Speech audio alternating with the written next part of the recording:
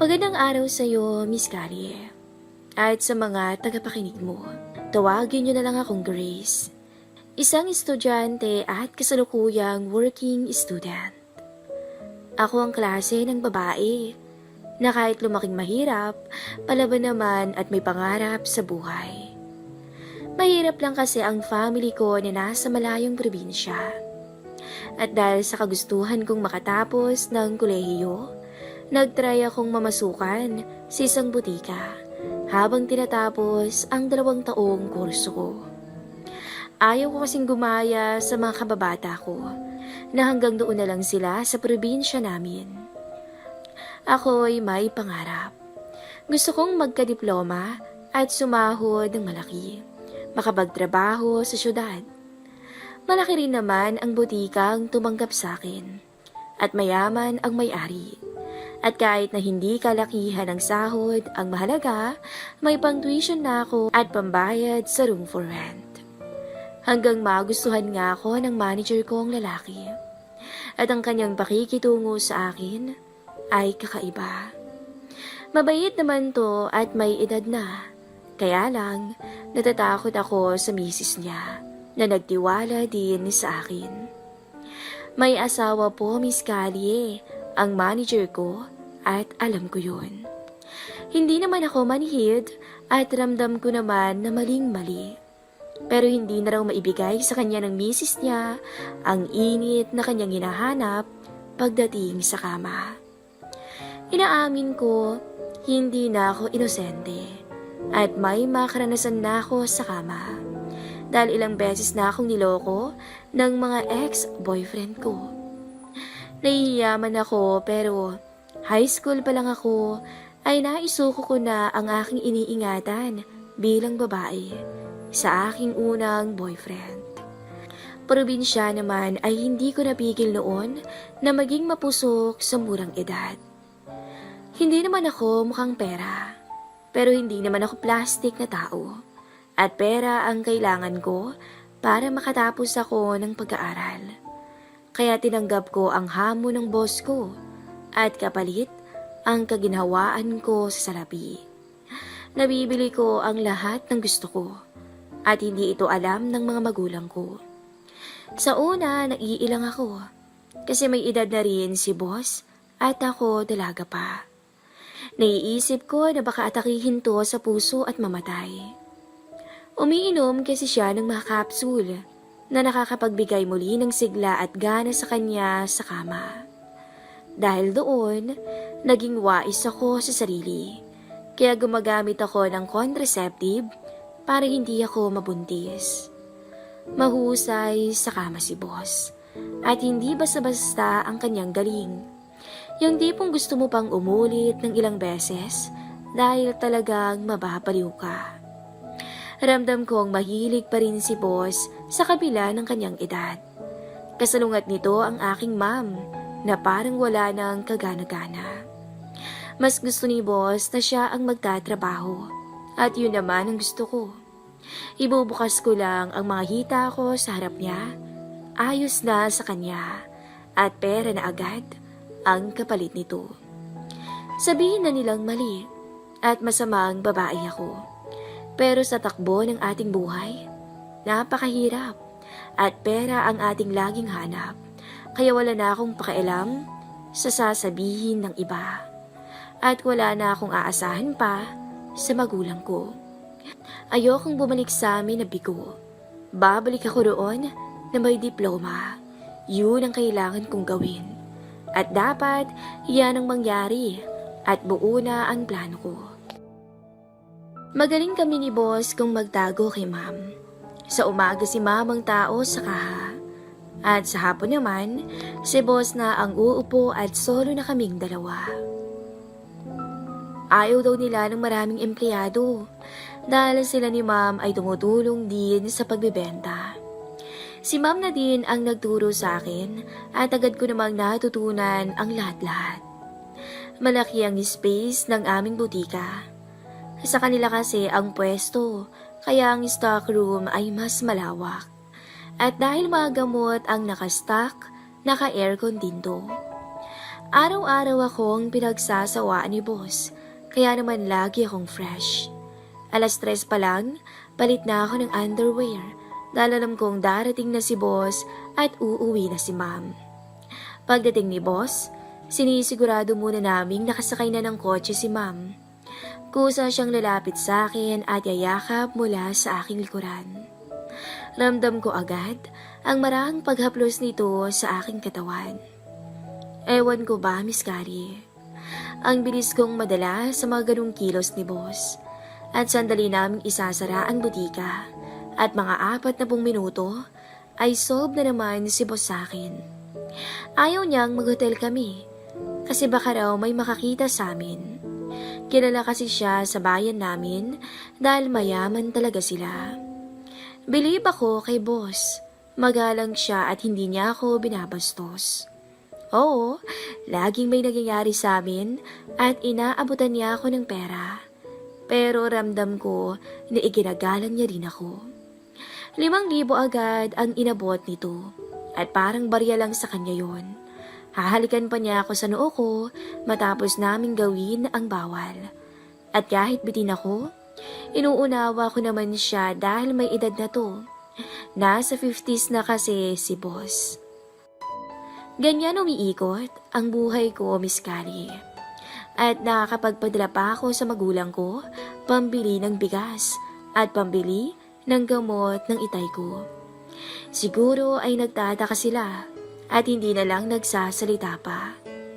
Kasalanan sa Diyos, alam ko yan. At ang lihim ko ay sa akin lang yun. At ang lihim ko sa akin na lang yan. Kahit sa mga kaibigan ko sa school, wala akong pinagsasabihan. Habang napapaligaya ko si boss, natutulungan naman niya akong makatapos ng pag-aaral. Minsan, hindi umalis si ma'am ng butika. Ewan kung bakit, pero wala naman siyang pinapakitang masama sa akin. At ramdam ko naman na hindi niya ako pinaghihinalaan. Mukhang ibang babae ang kanyang binabantayan.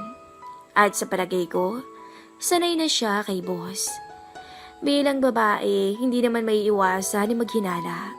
Pero nakukonsensya man ako, pasensyahan na lang dahil kailangan ko si boss. Wala akong pakialam sa nararamdaman ko ng oras na yon. Nakakonsensya? Oo, aminado naman ako eh. Pero anong gagawin ko? Hindi naman kakasya ang sahod ko sa tuition ko monthly. At ang iba ko pang bayarin, saan naman ako kukuha?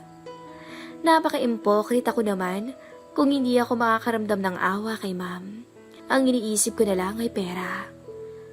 Pera lang at kaligayahan ang kinukuha ko, hindi ang asawa niya.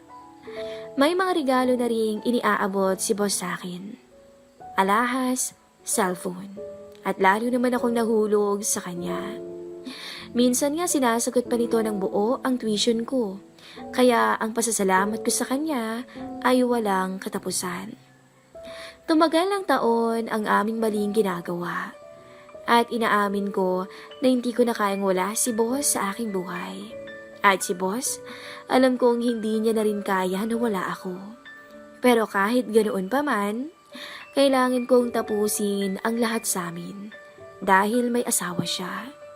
Kaya nung halos 1 taon na lang at makakatapos na ako, kinausap ko si boss at sinabing pag nakagraduate na ako, tapos na kami. Hindi siya sumagot sa akin at marahil alam niyang dadating kami sa ganung punto. At muli niyang pinakita sa akin na iginagalang niya ako. Hindi siya nagdamdam sa sinabi ko na parang pinapalabas ko na pera lang talaga ang habol ko. Pero bakit ganoon, Miss Callie? Lalo pang pinagbuti ni boss sa tuwing may nangyayari sa amin sa butika. Lalo akong nababaliw. Hindi na ako makawala sa kanya. At hinahanap ko lalo ang kanyang husay pagdating sa kama. Pag nasara na kami ng butika, natatagalan pa lalo kami sa stockroom.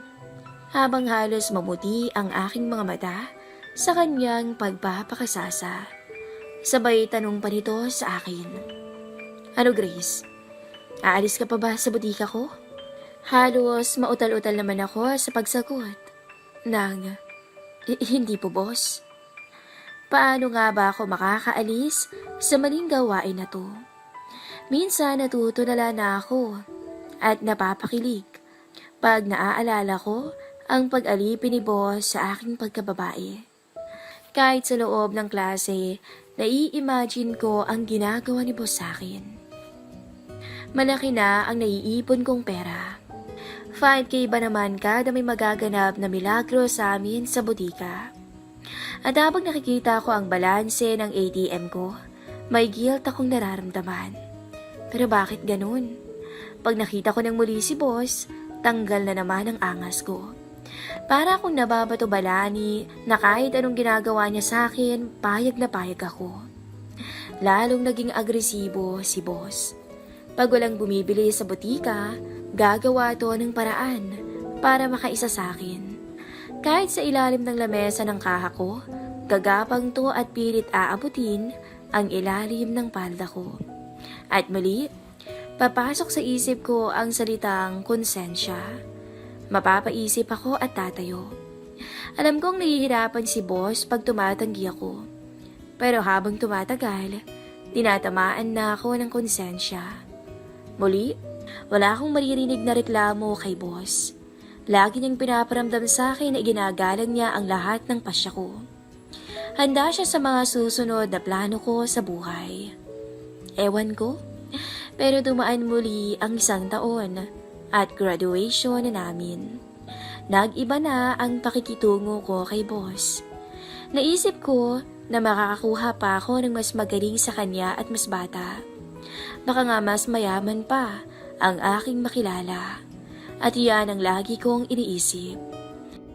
Naawa man ako kay boss, pero alam kong dahil lang sa uhaw ang lahat ng yun.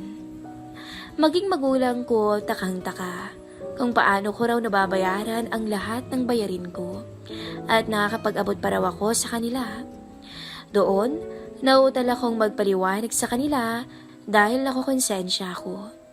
May kapatid pa kasi akong 2 dalagita at ayaw kong maranasan nila ang naranasan ko. Nakatapos ako ng kolehiyo, Miss Carrie, at masayang masaya ko. May ipon pa ako sa bangko na nasa 50,000. Naipon ko kapalit ay katawan ko. Doon pa lang, parang na akong nanliliit sa aking pagkatao. Binibiro pa ako ng asawa ni boss. Baka iwanan ko na sila kasi may diploma na ako. Sagot ko na lang, pag-aaralan ko pa kasi ang natapos kong tourism at malayo sa trabaho ko sa butika. Pero ang totoo, ayaw ko na sa ginagawa namin ng mister niya. Isang araw, nagpasya kami ng mga kaibigan ko.